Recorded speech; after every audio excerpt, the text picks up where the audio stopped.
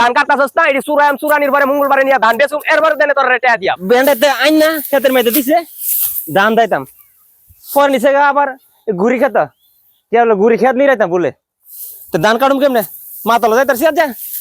আয় করবো ফ্যান আগে কইছিলাম জব্বর কার খেতে কামে আইস না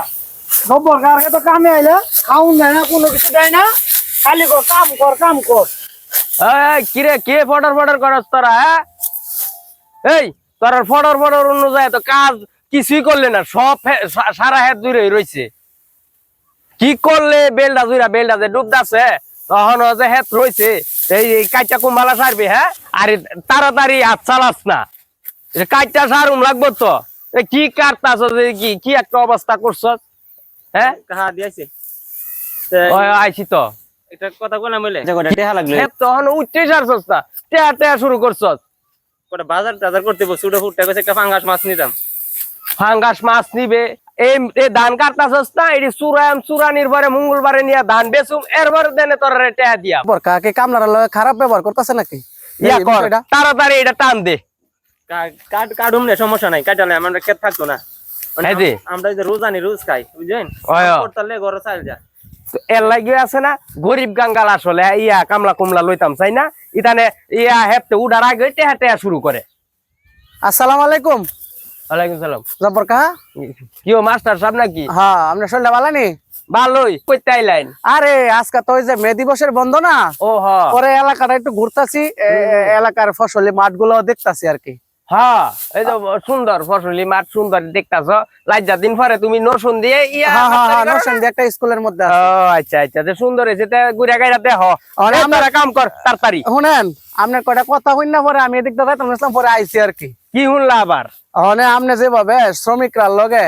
হ্যাঁ বাজে ব্যবহার করতেছেন এটা তো ঠিক না কাহা কি বাজে ব্যবহার করলাম ইতান এই যে কয়টা ধমক চমক দিলাম আর এই ধানটা কাটতে হইব না ধান কাটবো ঠিক আছে হেরা শুনলাম টেহা চাইলো আজকা টেহা দেওয়ার কথা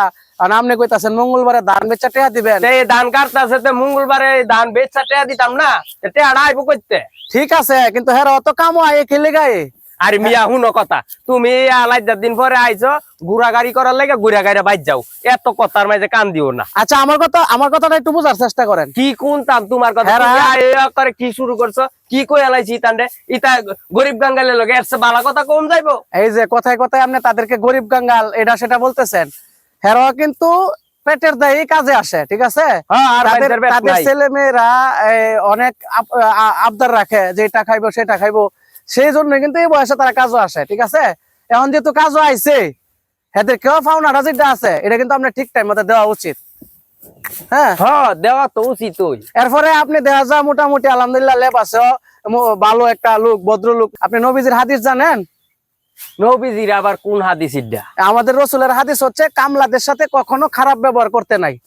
এবং তাদেরকে তুমি যা খাও তা যেন তাদেরকে খাইতে দিতে হয়, তুমি যা পড়ো তাদেরকে তা পড়তে দিতে হবে। আর সবচেয়ে বড় কথা হচ্ছে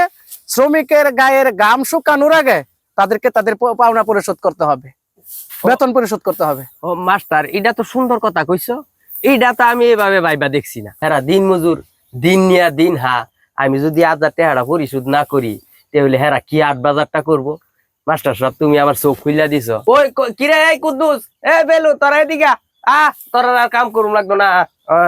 মাস্টার সাহেব আইছে আমার চোখ কান খুইলা দিছে। করে বেলু আইতে তাড়াতাড়ি আহা, আসলে তোরার লগে আমি অন্যায় করে লাইছি। তোরার গাম শুকানোর আগে আমার পাওনা পরিশোধ করা উচিত। এটা আসলে আমি আগে এভাবে তোরা আমারে মাফ করে দিছে। এই নে তোর 1000, এই নে তোর 1000। তোরা খুশি হয়েছিস নি? তোরা আবার আমার উপরে কিনু রাখিস না, গুসা কাশি রাখিস না। ধন্যবাদ মাস্টার সাহেব। আর এই তোরা হইলাম কালা সহলে আমার হেতায় পড়িস, আবার অন্য কেউ গান হইলাম। হ্যাঁ চলেন, শ্রমিকদের সাথে আপনারা যত্রতত্র বাজে ব্যবহার করবেন না। শ্রমিক রইল দেশের প্রাণ, আর শ্রমিকের ঘাম শুকানোর আগে তার পারিশ্রমিক পরিশোধ করুন। এটাই আমাদের রসুলের হাদিস। ধন্যবাদ সবাইকে।